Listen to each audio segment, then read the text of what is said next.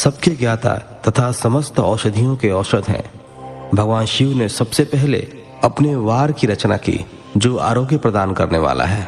तत्पश्चात अपनी माया शक्ति का वार बनाया जो संपत्ति प्रदान करने वाला है। जन्म काल में दुर्गतिग्रस्त बालक की रक्षा के लिए कुमार के वार की कल्पना की। आलस्य और पाप की निवृत्ति तथा समस्त लोगों का हित करने की इच्छा से लोक रक्षक भगवान विष्णु का वार बनाया। इसके बाद शिव जी ने पुष्टि और रक्षा के लिए आयुकर्ता त्रिलोक सृष्टा परमेष्टि ब्रह्मा का आयुष्कारक वार बनाया। तीनों लोगों की वृद्धि के लिए पहले पुण्य पाप की रचना होने पर लोगों को शुभाशुभ फल देने वाले इंद्र और यम के वारों का निर्माण किया। ये वार भोग देने वाले तथा मृत्यु भय को दूर करने वाले हैं। इसके उपरांत भगवान शिव ने 7 ग्रहों को इन वारों का स्वामी निश्चित किया। ये सभी ग्रह नक्षत्र ज्योतिर्मय मंडल में प्रतिष्ठित है। शिव के वार के स्वामी सूर्य हैं। शक्ति संबंधी वार के स्वामी सोम, कुमार संबंधी वार के अधिपति मंगल, विष्णु वार के स्वामी बुध, ब्रह्मा जी के वार के स्वामी बृहस्पति, इंद्र वार के स्वामी शुक्र व यम वार के स्वामी शनि हैं। अपने अपने वार में की गई देवताओं की पूजा उनके फलों को देने वाली है। सूर्य आरोग्य और चंद्रमा संपत्ति के दाता है। बुध व्याधियों के निवारक तथा बुद्धि प्रदाता है। बृहस्पति आयु की वृद्धि करते हैं। शुक्र भोग देते हैं और शनि मृत्यु का निवारण करते हैं। इन 7 वारों के फल उनके देवताओं के पूजन से प्राप्त होते हैं। अन्य देवताओं की पूजा का फल भी भगवान शिव ही देते हैं। देवताओं की प्रसन्नता के लिए पूजा की 5 पद्धतियां हैं। पहले उन देवताओं के मंत्रों का जाप, दूसरा होम, तीसरा दान, चौथा तप तथा 5वां वेदी पर प्रतिमा में अग्नि अथवा ब्राह्मण के शरीर में विशिष्ट देव की भावना करके 16 उपचारों से पूजा तथा आराधना करना। दोनों नेत्रों तथा मस्तक के रोग में और कुष्ठ रोग की शांति के लिए भगवान सूर्य की पूजा करके ब्राह्मणों को भोजन कराएं। इससे यदि प्रबल प्रारब्ध का निर्माण हो जाए तो जरा एवं रोगों का नाश हो जाता है। इष्ट देव के नाम मंत्रों का जाप वार के अनुसार फल देते हैं। रविवार को सूर्य देव व अन्य देवताओं के लिए तथा अन्य ब्राह्मणों के लिए विशिष्ट वस्तु अर्पित करें। यह साधन विशिष्ट फल देने वाला होता है तथा इसके द्वारा पापों की शांति होती है। सोमवार को संपत्ति व लक्ष्मी की प्राप्ति के लिए लक्ष्मी की पूजा करें तथा पत्नी के साथ ब्राह्मणों को घी में पका अन्न भोजन कराएं। मंगलवार को रोगों की शांति के लिए काली की पूजा करें। उड़द, मूंग एवं अरहर की दाल से युक्त अन्न का भोजन ब्राह्मणों को कराएं। बुधवार को दधि युक्त अन्न से भगवान विष्णु का पूजन करें। ऐसा करने से पुत्र मित्र की प्राप्ति होती है। जो दीर्घायु होने की इच्छा रखते हैं वे बृहस्पतिवार को देवताओं का वस्त्र, यज्ञोपवीत तथा घी मिश्रित खीर से पूजन करें। भोगों की प्राप्ति के लिए शुक्रवार को एकाग्रचित होकर देवताओं का पूजन करें और ब्राह्मणों की तृप्ति के लिए षड्रस युक्त अन्न दें। स्त्रियों की प्रसन्नता के लिए सुंदर वस्त्र का विधान करें। शनिवार अपमृत्यु का निवारण करने वाला है। इस दिन रुद्र की पूजा करें। तिल के होम व दान से देवताओं को संतुष्ट करके ब्राह्मणों को तिल मिश्रित भोजन कराएं। इस तरह से देवताओं की पूजा करने से आरोग्य एवं उत्तम फल की प्राप्ति होगी। देवताओं के नित्य विशेष पूजन, स्नान, दान, जाप, होम तथा ब्राह्मण तर्पण एवं रवि आदि वारों में विशेष तिथि और नक्षत्रों का योग प्राप्त होने पर विभिन्न देवताओं के पूजन में जगदीश्वर भगवान शिव ही उन देवताओं के रूप में पूजित होकर सब लोगों को आरोग्य फल प्रदान करते हैं। देश, काल, पात्र, द्रव्य, श्रद्धा एवं लोक के अनुसार उनका ध्यान रखते हुए महादेव जी आराधना करने वाले को आरोग्य आदि फल देते हैं। मंगल कार्यों के आरंभ में और अशुभ कार्यों के अंत में तथा जन्म नक्षत्रों के आने पर गृहस्थ पुरुष अपने घर में आरोग्य की समृद्धि के लिए सूर्य ग्रह का पूजन करें। इससे सिद्ध होता है कि देवताओं का पूजन संपूर्ण अभीष्ट वस्तुओं को देने वाला है। पूजन वैदिक मंत्र के अनुसार ही होना चाहिए। शुभ फल की इच्छा रखने वाले मनुष्यों को 7 दिन अपनी शक्ति के अनुसार देव पूजन करना चाहिए। निर्धन मनुष्य तपस्या व व्रत आदि से तथा धनी धन के द्वारा देवी देवताओं की आराधना करें। जो मनुष्य श्रद्धा पूर्वक इस तरह के धर्म का अनुष्ठान करता है वह पुण्य लोक में अनेक प्रकार के फल भोग कर पुनः इस पृथ्वी पर जन्म ग्रहण करता है। धनवान पुरुष सदा भोग सिद्धि के लिए मार्ग में वृक्ष लगाकर लोगों के लिए छाया की व्यवस्था करते हैं और उनके लिए कुएं बावली बनवाकर पानी की व्यवस्था करते हैं। वेद शास्त्रों की प्रतिष्ठा के लिए पाठशाला का निर्माण या अन्य किसी भी प्रकार से धर्म का संग्रह करते हैं और स्वर्गलोक को प्राप्त होते हैं। समयानुसार पुण्य कर्मों के परिपाक से अंतःकरण शुद्ध होने पर ज्ञान की सिद्धि होती है।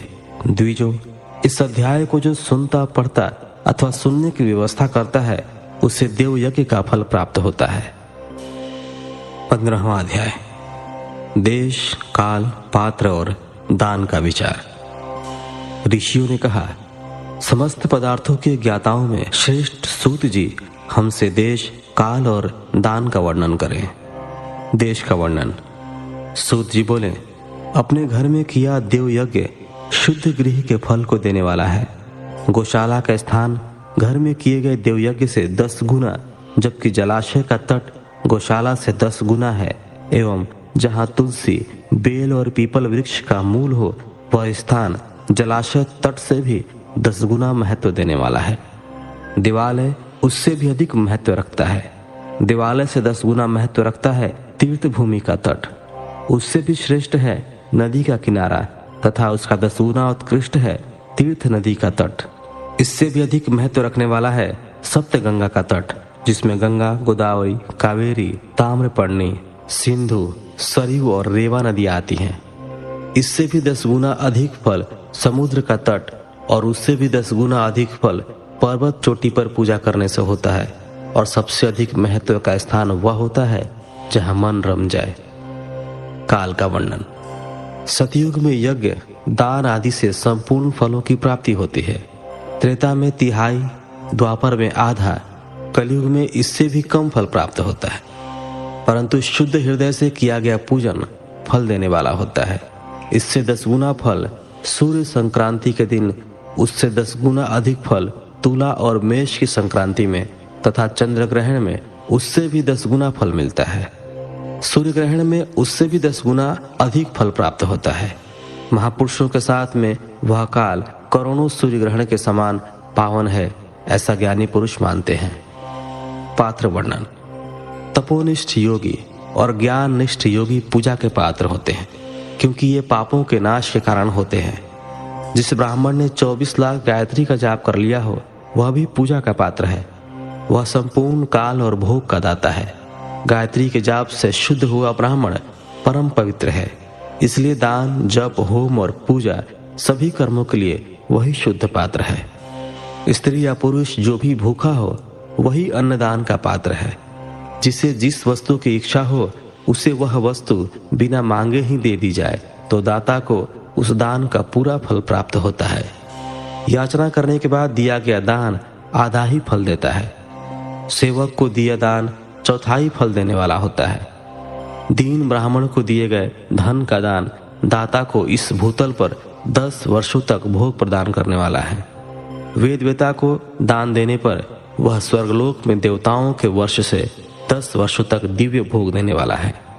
गुरु दक्षिणा में प्राप्त धन शुद्ध द्रव्य कहलाता है। इसका दान संपूर्ण फल देने वाला है। क्षत्रियों का शौर्य से कमाया हुआ, वैश्यों का व्यापार से आया हुआ और शूद्रों का सेवावृत्ति से प्राप्त किया धन उत्तम द्रव्य है। दान का वर्णन। गौ, भूमि, तिल, सुवर्ण, घी, वस्त्र, धान्य, गुड़, चांदी, नमक, कोहड़ा और कन्या नामक 12 वस्तुओं का दान करना चाहिए। गोदान से सभी पापों का निवारण होता है और पुण्य कर्मों की पुष्टि होती है। भूमि का दान परलोक में आश्रय देने वाला होता है। तिल का दान बल देने वाला तथा मृत्यु का निवारक होता है। स्वर्ण का दान वीर्यदायक और घी का दान पुष्टिकारक होता है। वस्त्र का दान आयु की वृद्धि करता है। धान्य का दान करने से अन्न और धन की समृद्धि होती है। गुड़ का दान मधुर भोजन की प्राप्ति कराता है। चांदी के दान से वीर्य की वृद्धि होती है। लवण के दान से षड्रस भोजन की प्राप्ति होती है। कोहड़ा या कुष्मांड के दान को पुष्टिदायक माना जाता है। कन्या का दान आजीवन भोग देने वाला होता है। जिन वस्तुओं से श्रवण आदि इंद्रियों की तृप्ति होती है उनका सदा दान करें। वेद और शास्त्र को गुरुमुख से ग्रहण करके कर्मों का फल अवश्य मिलता है। इसे ही उच्च कोटि की आस्तिकता कहते हैं। भाई बंधु अथवा राजा के भय से जो आस्तिकता होती है वह निम्न श्रेणी की होती है। जिस मनुष्य के पास धन का भाव है वह वाणी और कर्म द्वारा ही पूजन करे। तीर्थ यात्रा और व्रत को शारीरिक पूजन माना जाता है। तपस्या और दान मनुष्य को सदा करने चाहिए। देवताओं की तृप्ति के लिए जो कुछ दान किया जाता है वह सब प्रकार के भोग प्रदान करने वाला है। इससे इस लोक और परलोक में उत्तम जन्म और सदा सुलभ होने वाला भोग प्राप्त होता है। ईश्वर को सब कुछ समर्पित करने एवं बुद्धि से यज्ञ व दान करने से मोक्ष की प्राप्ति होती है। 16वां अध्याय। 16वें अध्याय में देव प्रतिमा का पूजन तथा शिवलिंग के वैज्ञानिक स्वरूप का विवेचन मिलता है। ऋषियों ने कहा, साधु शिरोमणि सूत जी, हमें देव प्रतिमा के पूजन की विधि बताइए जिससे अभीष्ट फल की प्राप्ति होती है। सूत जी बोले, हे महर्षियों, मिट्टी से बनाई हुई प्रतिमा का पूजन करने से पुरुष स्त्री सभी के मनोरथ सफल हो जाते हैं। इसके लिए नदी, तालाब, कुआं या जल के भीतर की मिट्टी लाकर सुगंधित द्रव्य से उसको शुद्ध करें। उसके बाद दूध डालकर अपने हाथ से सुंदर मूर्ति बनाएं। पद्मासन द्वारा प्रतिमा का आदर सहित पूजन करें। गणेश, सूर्य, विष्णु, शिव, पार्वती की मूर्ति और शिवलिंग का सदैव पूजन करें। संपूर्ण मनोरथों की सिद्धि के लिए 16 उपचारों द्वारा पूजन करें। किसी मनुष्य द्वारा स्थापित शिवलिंग पर एक सेर नैवेद्य से पूजन करें। देवताओं द्वारा स्थापित शिवलिंग को 3 सेर नैवेद्य अर्पित करें तथा स्वयं प्रकट हुए शिवलिंग का पूजन 5 सेर नैवेद्य से करें। इससे अभिष्ट फल की प्राप्ति होती है। इस प्रकार सहस्त्र बार पूजन करने से सत्यलोक की प्राप्ति होती है। 12 अंगुल चौड़ा और 25 अंगुल लंबा यह लिंग का प्रमाण है और 15 अंगुल ऊंचा लोहे या लकड़ी के बनाए हुए पत्र का नाम शिव है। इसके अभिषेक से आत्मशुद्धि, गंध चढ़ाने से पुण्य, नैवेद्य चढ़ाने से आयु तथा धूप देने से धन की प्राप्ति होती है। दीप से ज्ञान और तांबुल से भोग मिलता है। अतएव स्नान आदि 6 पूजन के अंगों को अर्पित करें। नमस्कार और जाप संपूर्ण अभिष्ट फलों को देने वाला है। भोग और मोक्ष की इच्छा रखने वाले लोगों को पूजा के अंत में सदा जाप और नमस्कार करना चाहिए। जो मनुष्य जिस देवता की पूजा करता है वह उस देवता के लोक को प्राप्त करता है तथा उनके बीच के लोकों में उचित फल को भोगता है। हे महर्षियों, भूलोक में श्री गणेश पूजनीय हैं। शिव जी के द्वारा निर्धारित तिथि, वार, नक्षत्र में जो विधि सहित इनकी पूजा करता है उसके सभी पाप एवं शोक दूर हो जाते हैं और वह अभिष्ट फलों को पाकर मोक्ष को प्राप्त करता है। यदि मध्याह्न के बाद तिथि का आरंभ होता है तो रात्रि तिथि का पूर्व भाग पितरों के श्राद्ध आदि कर्म के लिए उत्तम होता है तथा बाद का भाग दिन के समय देव कर्म के लिए अच्छा होता है। वेदों में पूजा शब्द को ठीक प्रकार से परिभाषित नहीं किया गया है। पूह का अर्थ है भोग और फल की सिद्धि जिस कर्म से संपन्न होती है उसका नाम पूजा है। मनवांछित वस्तु तथा ज्ञान अभिष्ट वस्तुएं हैं। लोक और वेद में पूजा शब्द का अर्थ विख्यात है। नित्य कर्म भविष्य में फल देने वाले होते हैं। लगातार पूजन करने से शुभ कामनाओं की पूर्ति होती है तथा पापों का क्षय